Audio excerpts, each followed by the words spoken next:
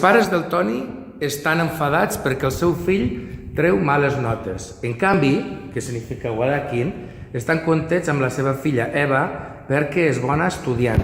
Els avis del Toni i de l'Eva, que es diuen Ali i Lola, estan cansats perquè són grans.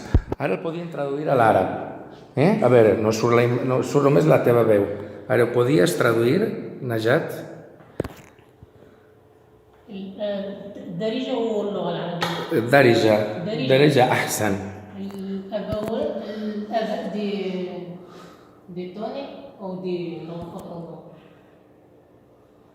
توني مع الصغار حيت ولدو ما جابش نوطة مزيان، ولكن إيبا جابت نوطة مزيان. الجد والجد فرحانين بها بزاف حيت كتقرا مزيان. I ara en català podies dir els pares del Toni, vinga. Els pares de Toni estan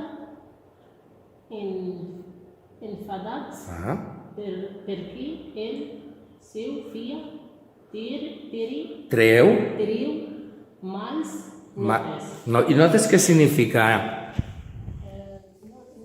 Natija, nata'ij, molt bé. En canvi, Walakin, estan contents amb la seva filla Eva perquè està bona notes. No, bon estudiant. Bon estudiant vol dir tilmida mujtahida. Estudiant.